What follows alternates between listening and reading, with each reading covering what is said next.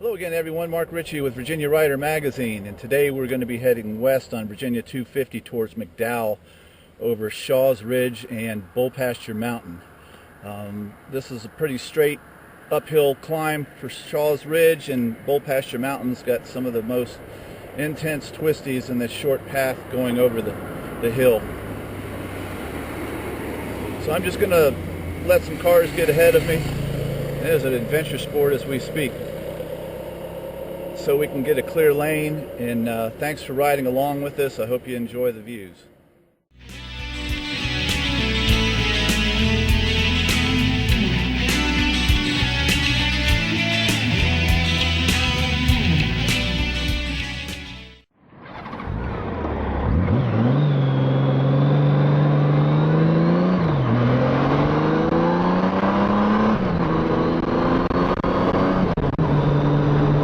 Don't want to get behind that bad boy.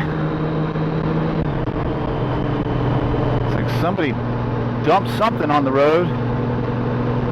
You don't want to go too fast anyway. The tires are still cold, and that'll help the wind a little bit.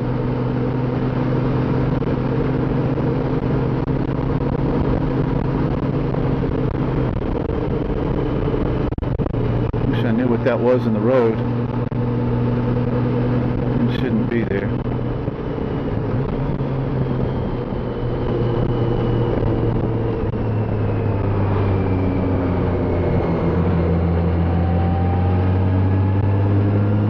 And we've caught up to our truck.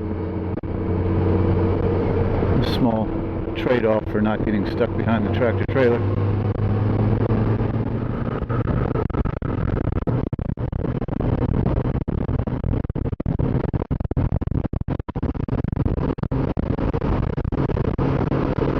Cheers, mate.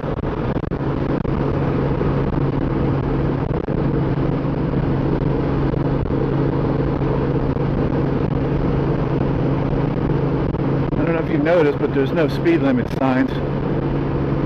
It is 55 though.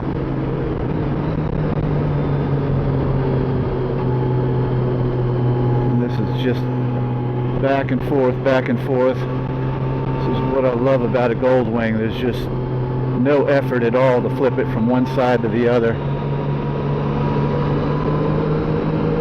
And here's one of the turns where the elevation changes right in the top of the apex. It's great fun. This road's a blast either way. I'm just going to leave it in the gear till we get around the portion of this turn. Now we're going to let it eat. Hard on the brakes. There's Jeremy Clarkson, we need him. And through Gambon, then to the follow through. Entering the Hammerhead. Hard on the brakes. I'll grab second here. What's really unique about this road, in addition to all the different radius turns, is you may have noticed a lack of road signs. Like this road is as it was when it was first paved. You know, you can ride on a road without seeing arrows or maximum safe speeds. And it's really a true, raw, pristine, twisty road. There's the grade for the trucks.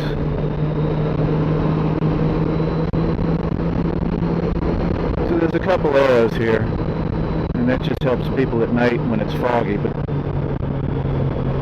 you know, this is really a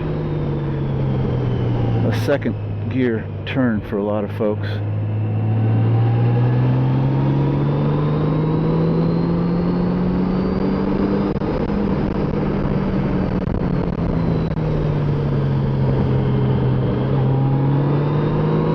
This one the chicane.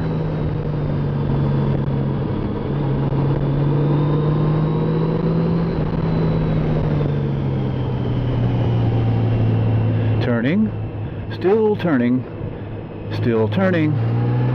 and clear. And that's pretty much the bulk of it. But there's a lot of turns in a short amount of space, and they're all uniquely different. And like I say, going over the other way is just as fun.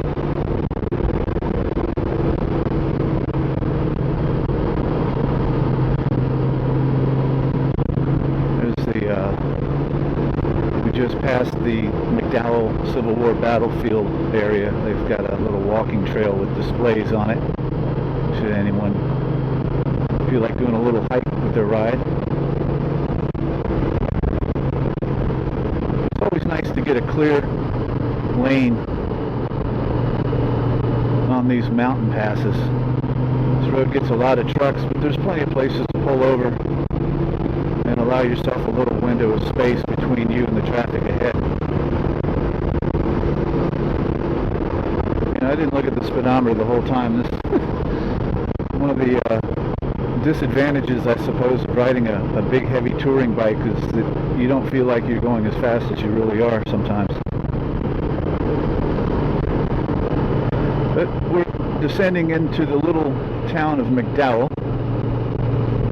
And there's a couple of country stores here, Grant's Grocery and the Mountain Oasis. The Mountain Oasis just got brand new gas pumps, so you don't have to go inside and pay.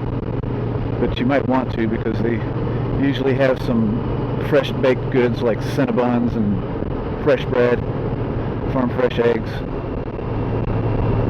And Grant's Grocery is a good place to get a cold drink and sit on some picnic tables. They've also got like burgers and hot dogs on occasion too, so you can take a little break. But that was it. I hope you enjoyed the ride, and thanks for riding along with us. Please leave a comment in the section below, and thanks as always for liking, sharing, and subscribing, and we'll catch you on the next one here at Virginia Rider Magazine. Cheers.